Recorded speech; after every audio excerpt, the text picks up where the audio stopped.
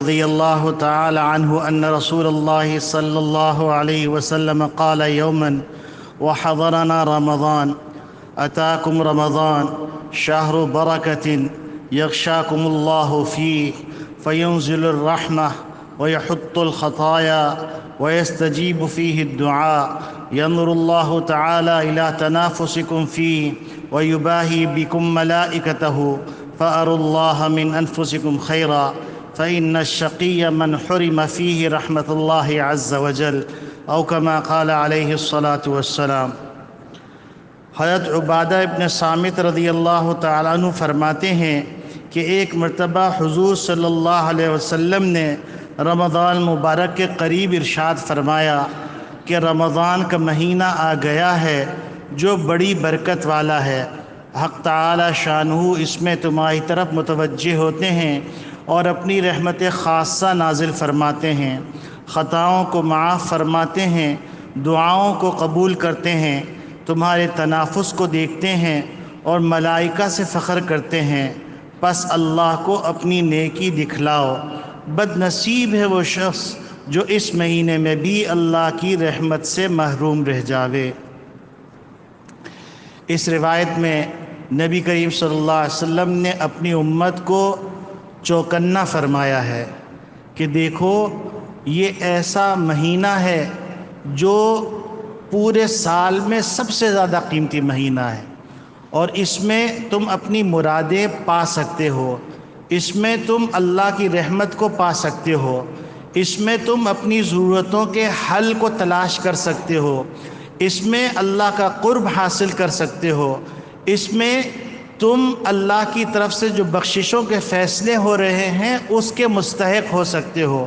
تو کہیں ایسا نہ ہو کہ یہ موقع ہاتھ سے چلا جائے اور پھر انسان افسوس کے اندر مبتلا ہو کر افسوس کرتا رہے اور تمنا کرے کہ کاش دوبارہ یہ رمضان مل جائے۔ اب کسی کو پتہ نہیں کہ یہ رمضان دوبارہ کس کو ملے گا کس کو نہیں ملے گا۔ اللہ رب العالمین ہم سب کو رمضان مبارک کی قدر کرنے کی توفیق عطا فرمائے۔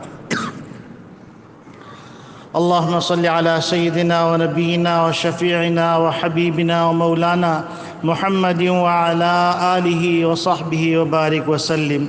اللہم احسن عاقبتنا فی الامور کلها و اجرنا من خزی الدنیا و عذاب الآخرہ۔ اللہم انکا عفو تحب العفو فاعف عنا۔ لا الہ الا اللہ، نستغفر اللہ، نسألک الجنة ونعوذ بک من النار۔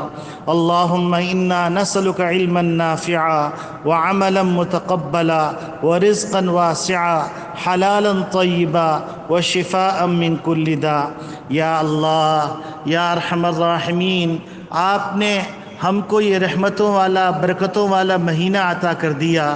اے اللہ اس مہینے میں جو آپ کی طرف سے رحمت کی موسلا دھار بارش ہو رہی ہے، اے اللہ اس کی بوندیں ہم پر، ہمارے گھر والوں پر، تمام امت مسلمہ پر برسا دیجئے۔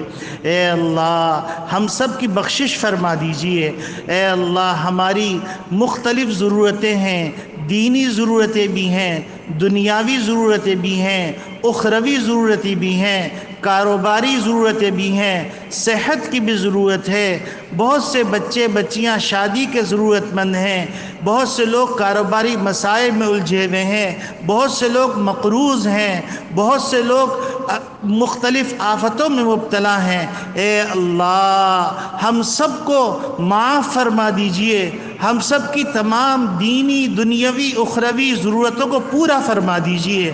اے اللہ جو مسلمان بھائی مقروض ہیں ان کے قرضوں کی ادائیگی کا انتظام فرما دیجئے، جو بے روزگار ہیں ان کو جائز اور پاکیزہ روزگار عطا فرما دیجئے، جو برسر روزگار ہیں اے اللہ ان کے روزگار میں برکت عطا فرما دیجئے، جو بچے بچیاں شادی کی عمر کو پہنچ چکے ہیں اے اللہ ان کو ان کی برابری کا بر نصیب فرما دیجئے۔ اے اللہ جن کی شادیاں ہو گئی ہیں اے اللہ ان کو اپنے گھروں میں سکون عطا فرما دیجئے۔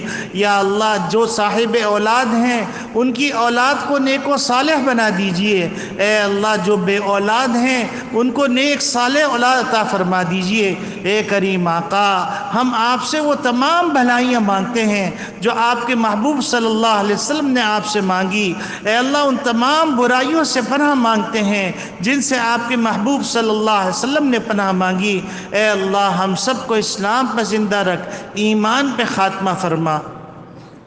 ربنا تقبل منا إنك أنت السميع العليم وتب علينا إنك أنت التواب الرحيم، وصلى الله تعالى على خير خلقه سيدنا ومولانا محمد وعلى آله وصحبه أجمعين برحمته.